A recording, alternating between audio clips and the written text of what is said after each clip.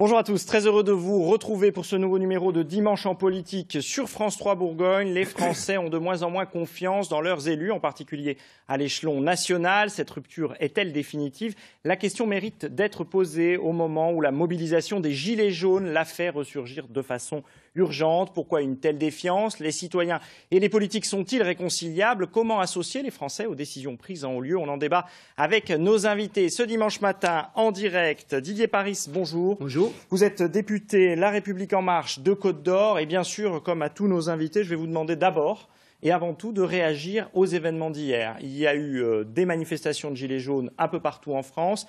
Celle des Champs-Élysées a très mal tourné. On va en voir quelques images. À Dijon, il y a eu aussi des difficultés de ce côté-là. Est-ce que le gouvernement, votre gouvernement, le gouvernement que vous soutenez, a agi correctement? Reste une question d'ordre public, à mon sens, oui. Il faut entendre les mécontentements, même s'ils ne datent pas d'aujourd'hui. Ils sont sans doute le fruit d'années et d'années d'inaction politique. Il faut aussi ne pas accepter les débordements auxquels on a assisté. 133 blessés, c'est impossible. C'est inconcevable. Mais pour vous, le gouvernement a bien géré la question de l'ordre public sur ce territoire-là. On a deux choses à gérer. Une manifestation qui est parfaitement légitime, c'est notre Constitution, manifestons, et des casseurs qui ne viennent que dans cet esprit. Mais il y a eu des filtrages organisés, etc. Ça n'a pas suffi, visiblement. Vous voyez à quel point c'est difficile de contenir ces quelques milliers de personnes qui ne cherchent qu'une chose, c'est casser. Je note une diminution du nombre de gilets jaunes manifestants de semaine en semaine et une radicalisation, une violence qu'on a vue hier. Enfin, franchement, mettre le feu à un bâtiment sur la place de l'Étoile, dégrader tous les lieux publics et aller taguer l'Arc de Triomphe, franchement, je ne suis pas fier de cette image. Alors on voit aussi là des images à Dijon hier soir et ce matin. Jean-Bernard Labille, bonjour. Bonjour. Vous êtes retraité, c'est votre état actuel. Oui, vous êtes membre des Gilets jaunes en Saône-et-Loire. Vous êtes mobilisé depuis le début de ce mouvement. Comment est-ce que vous avez réagi à ce que vous avez pu voir en images hier? Eh ben, hier, je vous dirais franchement, j'ai plutôt vu ce matin, parce qu'hier, j'étais au pont du Magny avec les Gilets jaunes locaux. Quoi. Oui, voilà. Près de Montceau-les-Mines. Près de Montceau-les-Mines. Bon, j'ai vu quand même les images ce matin. Je peux vous dire que personne ne se réjouit. En tout cas, moi, je parle au nom des gens que je connais au Magny. Personne ne se réjouit de ces violences. Sauf que M. Paris dit qu'il voit de moins en moins de vrais gilets jaunes. Nous, au Magny, on est de plus en plus nombreux. Et la question de savoir si on serait là aujourd'hui ne s'est même pas posée. C'est-à-dire qu'il n'y a pas eu débat. C'était implicite. On a déjà les sapins pour Noël. Alors, vous voyez ce que je veux dire. Certains ont brûlé hier dans les rues de Dijon, hein, vous avez vu. Oui, mais pas chez nous en tout cas. Moi, je ne peux pas parler de choses que je ne connais pas, bien sûr. Si vous voulez. Mais est-ce que vous vous désolidarisez de ces actions qu'on a vues hier? Est-ce que c'est quelque chose qui vous choque? La question, c'était ça. Le mot désolidariser, c'est pas facile à dire. Ça implique qu'on ait été à un moment solidaire. On n'a jamais été solidaire de ces mouvements-là. C'est pas votre vision du mouvement? Moi, des gens que je connais, je peux vous dire que non, absolument pas. Merci, on va y revenir évidemment. Sandrine Illy, bonjour. Bonjour. Vous êtes conseillère départementale de Côte-d'Or, conseillère municipale de Dijon, membre d'Europe Écologie Les Verts. Vous êtes notamment spécialiste de démocratie participative. Toutes ces questions vous intéressent beaucoup, on va y venir dans un instant. Mais d'abord, pour vous, d'où vient le problème? Est-ce que hier, ce qui s'est passé aurait pu être évité? Est-ce que ça aurait pu être évité? Je pense qu'on est arrivé à un degré d'accumulation de colère et de souffrance déjà. Et donc c'est pour ça qu'il y a eu une multiplication des manifestations sur 3 samedis. Et on est touché au cœur par cette souffrance des Gilets jaunes. Ça, c'est indéniable. Cette souffrance est l'expression d'une blessure, une accumulation depuis 40 ans. Au final, où il y a eu beaucoup d'alternance entre la gauche, la droite. On a même essayé la cohabitation. Parfois, il y avait un président de gauche avec un gouvernement de droite. on a essayé un président de droite avec un gouvernement de gauche. Et votre parti y a participé parfois à ces gauche. cohabitations. Nous sommes restés à gauche, effectivement. Et on a participé sur la démocratie participative. On a Dominique Voynet, par exemple, en 99 dans les territoires avec la loi Voynet. La démocratie participative, on a toujours essayé de mettre en avant tout ça. Et je pense qu'il faut faire la distinction. François Rebsamen a condamné avec force ce qui s'est passé à Dijon, c'est-à-dire de détruire, de brûler les voitures, etc. Et les Gilets jaunes ne sont pas pour ça. Mais on comprend cette souffrance et on arrive, et surtout, on discutait avec M. Labille en arrivant, il est absolument incroyable de penser que les Gilets jaunes sont contre l'écologie. C'est ça aussi qu'il faut absolument revenir parce que la question des carburants, une vérité. Voilà, ça a été une goutte d'eau, mais ça a été une accumulation. Alors, le problème aussi, c'est que le président Emmanuel Macron n'avait pas, comme les autres présidents, 40 ans de terrain derrière lui. Quand vous avez du terrain, si vous passez de hauts fonctionnaires à l'entreprise privée, à la politique, sans avoir fait du terrain pendant 40 ans, en rencontrant les personnes dans les associations, les manifestations, vous ne pouvez plus avoir de contact direct et de communication directe. On est sur des problèmes de communication et des problèmes de fin de mois. On en discutait tout à l'heure, remplir le frigo. On va y revenir bien sûr dans un instant. Julien Oudoul, bonjour. Vous êtes conseiller régional Rassemblement National, président du groupe RN au Conseil régional Bourgogne-Franche-Comté. Alors, la question, vous l'attendez sans doute. Marine Le Pen a invité les gens à se rassembler sur les Champs-Élysées avant cette manifestation. Est-ce qu'elle a bien fait ou est-ce qu'elle a jeté de l'huile sur le feu? La question, elle n'est pas là. La question, c'est que nous avons tous été choqués par les événements d'hier, par la brutalité. Et moi, je suis choqué d'abord d'avoir un président de la République qui attise la guerre civile par une attitude totalement irresponsable. Clairement, quand on a un président de la République qui est à ce point étranger à son propre pays, qui est à ce point indifférent aux souffrances de son propre peuple, ça entraîne ce genre de situation et ça entraîne ce climat de guerre civile, puisqu'encore une fois, le mouvement des Gilets jaunes est l'expression de la souffrance du peuple français qui est en train de crever de faim. Mais vous ne pensez pas qu'on peut jeter de l'huile sur le feu en appelant à aller sur un lieu de manifestation qui n'est pas autorisé par les autorités? Pas du tout. Marine Le Pen n'a pas incité. D'ailleurs, vous avez remarqué qu'hier, elle a tout de suite incité les Gilets jaunes à se disperser pour ne pas justement être entraînés par les casseurs. Car encore une fois, le gouvernement d'Emmanuel Macron et le ministre de l'Intérieur, Christophe Castaner, sont responsables parce qu'ils n'ont pas mis encore une fois, les mesures nécessaires pour neutraliser les casseurs. Et on le sait, ce sont toujours les milices d'extrême gauche, les mêmes Black Blocs qui pourrissent. Oui, des milices d'extrême droite aussi, d'ultra-droite même. Non, pas du tout. Si, ça a été prouvé. Non, ça n'a pas été prouvé. D'ailleurs, à chaque fois que vous avez des individus interpellés, ils ne sont pas des mouvements d'ultra-droite. Et les tags qu'on a pu voir, qui ont souillé, et ça a été quand même extrêmement choquant, l'Arc de Triomphe, étaient d'ultra-gauche, d'extrême gauche, puisque vous avez le A d'anarchiste, vous aviez même des tags communautaristes, puisqu'il y avait soutien à Adama, etc. Donc il n'y a rien à voir, il ne faut pas instrumentaliser donc cette colère. Alors Jean-Bernard Labille, je vous pose une autre question sur ce mouvement, et puis on va en venir à notre débat du jour, mais est-ce que vous pensez qu'il faut continuer comme ça? Certains appellent à un nouveau rassemblement samedi prochain un peu partout en France et notamment un grand rassemblement à Paris. Aujourd'hui, dans une tribune, dans le journal du dimanche, on est en direct, on en profite, des Gilets jaunes qui se déclarent libres, eux, appellent à un mouvement constructif en essayant de dialoguer. Qu'est-ce que vous en pensez et est-ce qu'il faut qu'il y ait une décision tout de suite du gouvernement? Laquelle? S'il y a une décision tout de suite du gouvernement à prendre, c'est tout de suite de pouvoir d'achat pour des gens qui travaillent et qui dorment dans leur voiture, pour des gens qui, au 10 du mois, commencent à avoir des difficultés pour se nourrir. Voilà, ça c'est l'urgence. L'urgence ultime. Alors, je suis d'accord avec Madame Illis. Le plus important, là, en ce qui me concerne, mais les Gilets jaunes, ils sont bien conscients de ça. Le plus important, c'est l'écologie aussi, parce que ça ne sert à rien d'avoir une justice sociale. Donc, si on veut une justice sociale, il faut une justice fiscale, ce qui n'est absolument pas le cas actuellement. Et ensuite, même si tout allait parfaitement bien, ensuite, si on ne peut pas respirer, ça ne sert à rien. On est bien d'accord. Alors, Didier Paris. Je voulais dire simplement que votre réponse, moi, me semble très politique. Et moi, je pense qu'on n'est pas là pour ça. On est là pour avancer, pour trouver des vraies solutions. La politique est une réponse. Vous savez, nous avons des décisions politiques. Mais on n'est pas là, nous, ici, on n'est pas là pour ça. Si, excusez-moi, je suis élu de la République, donc c'est aussi dans mon rôle. Et les décisions politiques qui sont prises par ce gouvernement, pas Emmanuel Macron, sont responsables de la colère du peuple français et sont responsables de l'asphyxie fiscale.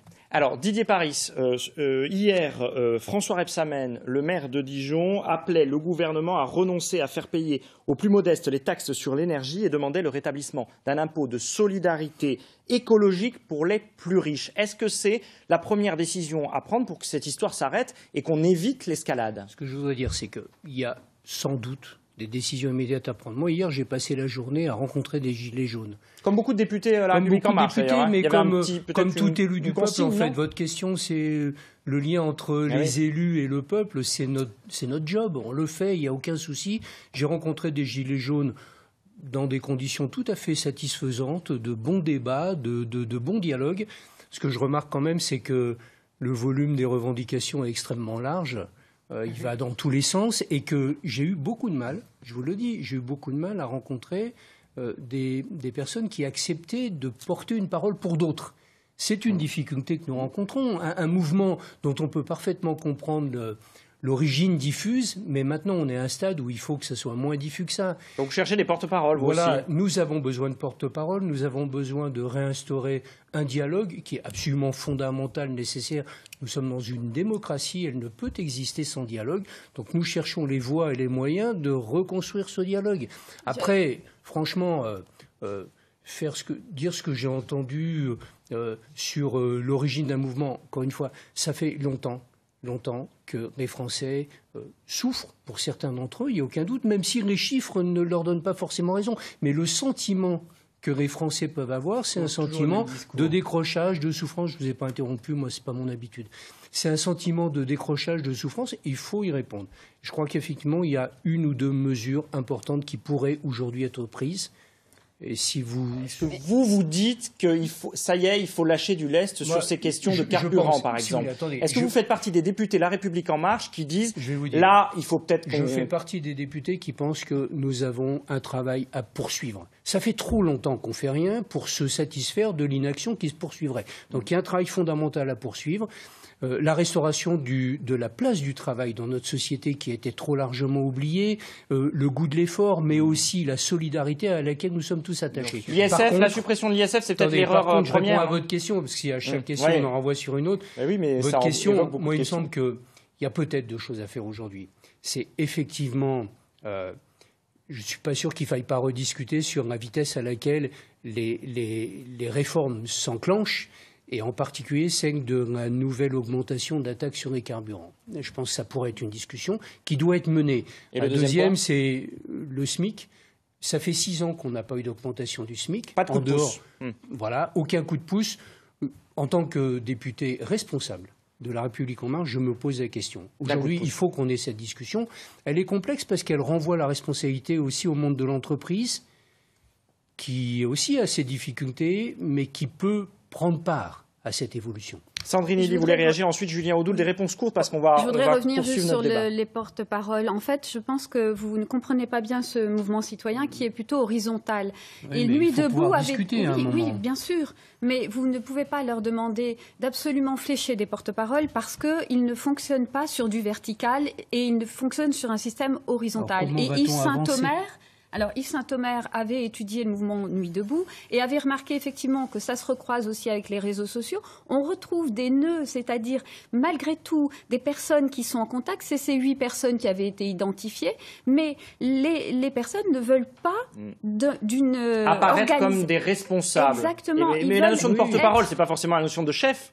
Voilà, oui, mais ils veulent en garder cet aspect horizontal et à ce moment-là, c'est toute la difficulté d'arriver effectivement à rentrer dans un dialogue. Mais à partir du moment où vous réfléchissez avec les schémas de l'ancien monde, vous ne pouvez pas comprendre ce mouvement citoyen. Alors, Julien Audoul et puis Jean-Bernard Labille sur cette question. Oui, mais M. Paris, comme ses collègues de la République En Marche, n'ont pas compris et ne veulent pas finalement entendre. On avait avant le sentiment d'insécurité. on a maintenant le sentiment de pauvreté. Sous-entendu que le pouvoir d'achat va mieux. La réalité, c'est qu'aujourd'hui... Ce sont les chiffres de l'INSEE, oui, les chiffres de France, mais qui prennent en compte des critères très larges. Les Français ne le voient pas. Les Français prennent en compte des critères très larges. Les Français ne le voient pas au quotidien. Excusez-moi, moi je prends un exemple. Dans mon département de l'Yonne, à Sens, j'ai Nathalie qui travaille dans une société de service à la personne. Elle touche 850 € par mois. Depuis les hausses donc, du prix de l'essence, c'est 400 € par mois pour les carburants, pour tous ces déplacements. Voilà. Comment elle fait pour vivre? C'est ça la question. Et aujourd'hui, vous avez des Français, et surtout dans nos départements ruraux de la France, ou des oubliés de la France rurale périphérique, qui ne peuvent plus, le 15 du mois, qui n'ont plus d'argent. Qui font des arbitrages sur leur chauffage, qui font des arbitrages sur leur qualité de vie, qui font leurs arbitrages sur leurs déplacements, donc qui sont finalement assignés à résidence. Il va vous dire qu'il ne pourra pas régler tous les problèmes de ces gens-là en 5 minutes. Oui, mais ça fait longtemps que ça dure, malheureusement. Bien sûr que ça fait longtemps, mais là aujourd'hui, le mouvement de fond qui se passe actuellement, c'est la révolte du peuple majoritaire, du peuple central, encore une fois, et c'est ce qu'ils n'ont pas compris. Voilà, c'est qu'Emmanuel Macron est le président d'une minorité, et à un moment donné, le peuple central en a marre de payer. On voit bien que pour qui et pourquoi. Le Front National ayant envie de rejouer les présidentielles, je dis bien le Front National. Parce que pour moi, il n'y a pas de rassemblement national à travers c'est le nouveau nom. Vous savez, la République En Marche, ça s'appelait En Marche avant. On a accepté de changer le nom aussi. Voilà. Attends, Jean-Bernard Labille, bien sûr. Excusez, c'était moi qui avais normalement la main. Oui, bien sûr. Bon, moi, je ne voudrais pas partir. Donc, vous avez demandé comment est-ce qu'on peut s'en sortir de ça. Moi, je vais vous dire, il n'y a qu'une seule solution, c'est d'arrêter justement ces injustices, comme quoi il y a des gens qui travaillent et puis qui dorment dans leur voiture, etc., etc. Mais moi, je voudrais vous parler de pouvoir d'achat.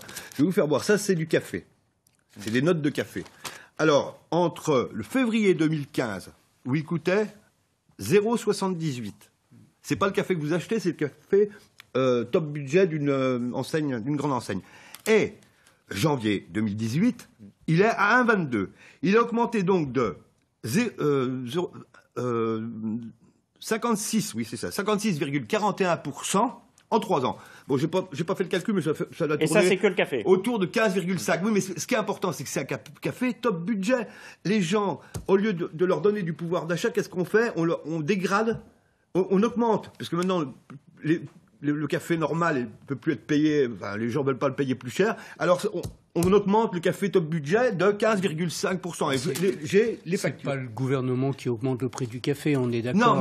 Non, mais comment on fait pour compenser cette situation-là? Moi, je crois que vous avez raison. Nous avons en France une population, y compris de salariés, qu'on appelle des salariés pauvres. Et c'est le vrai problème que nous rencontrons, il est là. C'est la raison pour laquelle... Et les chômeurs c'est la raison pour laquelle... Le chômage, vous avez raison, c'est aussi une autre difficulté à laquelle il faut s'atteler, et c'est ce que nous essayons de faire. Sur les salariés, par exemple, est-ce que vous vous rappelez que depuis 2 mois, les salariés ne payent plus de cotisations sur l'assurance chômage ? C'est pour ça que vous l'assurance maladie. C'est pour ça que est-ce que vous rappelez? Oui, mais vous savez bien que la CSG a augmenté, et c'est vrai notamment pour les retraités. La CSG a augmenté pour tout le monde, y compris pour les revenus des capitaux. C'était le but. C'était le but. Pour permettre d'avoir la politique sociale que nous mettons en place, il faut aussi avoir les moyens de la mettre en œuvre. On a quand même l'impression donc qu'il y a une incompréhension qui s'est creusée entre les citoyens et les politiques, notamment les politiques à l'échelon national, puisque vous le rappeliez, Didier Paris, mais les élus locaux sont fréquemment au contact des citoyens. Je vous propose d'entendre les propos du président de la République, Emmanuel Macron, le 14 novembre dernier, en pleine mer, sur le Charles de Gaulle. C'était chez nos confrères de TF1. Regardez cet extrait. Est-ce que je considère qu'il y a une erreur stratégique qui a été faite par le gouvernement? Non. Est-ce que je veux changer la ligne? Non. Est-ce que je pense qu'il y a une erreur de fond? Non. Il y a une chose que je n'ai pas vraiment réussi à faire. C'est que je n'ai pas réussi à réconcilier le peuple français avec ses dirigeants. Et ça, c'est vrai. Et ça me touche moi. Mais si ça me touchait que ma personne, à la rigueur, ce ne serait pas grave. Mais c'est plus profond. Et ce divorce, on le voit dans toutes les démocraties occidentales. Emmanuel Macron, chez nos confrères de TF1, le 14 novembre, avant le premier rassemblement du 17 novembre des Gilets jaunes, Didier Paris, c'est presque la première fois qu'on entend un aveu d'impuissance ou un aveu d'échec du président Emmanuel Macron, qui d'habitude est plutôt droit dans ses bottes. C'est vrai, moi je crois qu'il a eu raison de le dire. Il y a un problème fondamental. Il a sans doute plusieurs origines. Une des origines, c'est que nous sommes partis de l'idée que la France était dans un tel état par l'inertie de tous les gouvernements précédents qu'il fallait agir et qu'il fallait agir vite. Je me demande si on n'agit pas un peu vite au point où effectivement il y a une partie des Français qui décrochent parce qu'ils n'ont pas le temps d'assimiler, ils n'ont pas le temps de comprendre. Moi, ce que j'espère, c'est pour ça que tout à l'heure vous avez dit qu'il faut peut-être ralentir légèrement le rythme des réformes. Et ce que j'espère, c'est que d'ici 1 an, 2 ans, 3 ans, l'état de la France sera différent de celui dans lequel nous l'avons trouvé il y a 1 an et demi. C'est ça mon espoir. Et c'est une des raisons qui font que je pense qu'on saura renouer ce dialogue. Pour autant, et vous avez raison, je me tourne vers Madame Elie, il y a sans doute aussi des nouveaux modes de fonctionnement à inventer. Moi, je crois que là, ce qui vient de se passer est suffisamment grave pour que nous en tirions des conséquences, notamment dans des capacités de dialogue plus locales. Tout ne peut pas venir du haut, il n'y a aucun doute. Inventons les dialogues, je parle bien du mot de dialogue, je ne parle pas du mot de front. Inventons les dialogues qui conviennent et écoutons les Français qui doivent aussi eux mieux comprendre les décisions qui sont prises pour leur bien. Aucune décision n'est prise contre eux, évidemment, pour leur bien. Mais essayons de mieux le faire comprendre et d'en avoir des résultats. Jean-Bernard Labille, est-ce que vous avez entendu ça dans vos rassemblements de Gilets jaunes depuis quelques jours? C'est-à-dire ? Est-ce que vous avez entendu que les citoyens ne se sentent pas compris par les politiques? Absolument, et que sûrement. Emmanuel Macron n'a pas réussi à inverser les choses? Et moi le premier, d'ailleurs. Parce que je trouve que tout ça me paraît quand même un peu incohérent. Par exemple, on nous demande de faire des économies d'énergie. C'est tout juste si on ne culpabilise pas. Et dans le même temps, nous, on a perdu, au village, à Palinges, on a perdu la poste, les impôts, la banque. Donc, comment on fait? On est bien obligé de se rendre à la ville. Alors, quand on parle de transition, ça veut dire, pour moi, ça implique quelque chose qui s'inscrit dans une durée. On est bien d'accord. Et là, brutalement, on nous annonce qu'on augmente une taxe. Je ne vois pas ce que ça a à voir avec l'écologie. Parce que ça s'est fait sans accompagnement social. C'est irresponsable de faire la transition. Nous, les écologistes, on n'a jamais été pour accabler des personnes qui n'arrivent pas à finir leur fin de mois. Ça, l'écologie telle que nous la concevons. Ça sert de bouc émissaire pour vous aujourd'hui, de prétexte? On a l'impression d'être un peu, effectivement, les boucs émissaires. Mais bon, on n'est pas là pour... Non, mais... Personne... Effectivement, on essaie. La voie de la réconciliation, c'est d'arriver effectivement à de nouveau dialoguer, mais il y a des obstacles en communication. Il y a toujours des obstacles. Alors, il y a des facteurs sociologiques. Quand vous venez de différents univers sociaux, vous avez du mal à échanger. Il y a des facteurs intellectuels parce que si vous vous exprimez seulement en sigles, en chiffres, en mots savants, comment voulez-vous? Mais revenons sur la voie du cœur, écoutons-nous, parlons et là, vous pouvez alors faire surgir effectivement de nouveau, avant la réconciliation, il y a l'apaisement. La colère, on l'a tous traversée, c'est un sentiment universel. Si vous n'avez pas traversé la colère dans votre vie, c'est que vous n'avez pas vraiment vécu. Donc vous dites au gouvernement, il faut retrouver l'apaisement pour retrouver ensuite les voies du dialogue. Petit à petit, effectivement, mais il va falloir donner quelque chose. C'est-à-dire, on parlait du SMIC, l'ISF, une concession. Mais quelque chose de fort, on en parlait, de pragmatique, de quotidien. Vous dites l'ISF, la suppression de l'ISF, c'est une erreur? Oui, Est-ce que comme le pense François Hollande, il va traîner ce boulet-là, Emmanuel Macron, pendant l'ensemble de son quinquennat? L'ISF, ça concerne 300 000 peut-être personnes en France, 30 000 personnes à Paris. Mais c'est l'impression que ça donne. Mais oui, c'était important de le garder. Vous ne pouvez pas d'un côté retirer 5 € sur les APL, retirer, moi mes parents me l'ont dit, mais 50 € sur nos retraites. Et puis d'un autre côté, supprimer l'ISF. Elle vient de là, l'injustice. Parce qu'on voit certains qui reçoivent et d'autres qui payent sans arrêt. Comment on fait pour retisser le lien entre les Français et les politiques que finalement tous les représentants, y compris votre mouvement, ont un peu perdu quelque part par moment?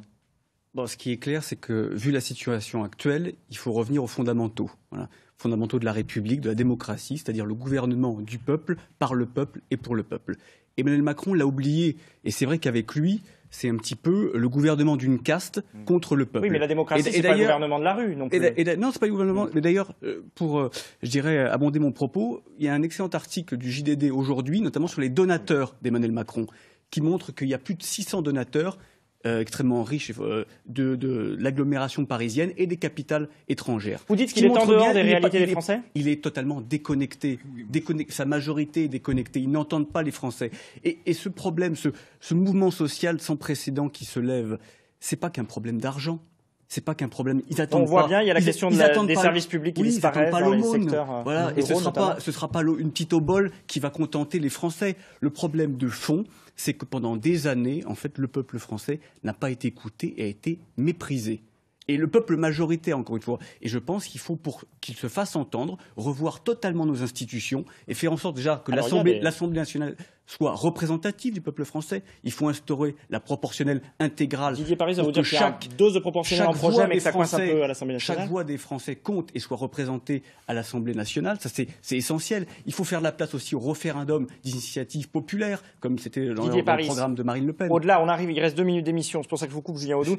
Didier Paris, est-ce qu'au-delà de ce que vous avez déjà envisagé, là, ce que vous proposez ce matin, il y a aussi des réformes plus profondes? Les Gilets jaunes, certains demandent la dissolution de l'Assemblée nationale, une constituante et que sais-je encore. Est-ce qu'il faut redonner la parole au peuple? Je pense qu'il faut garder l'esprit de notre démocratie.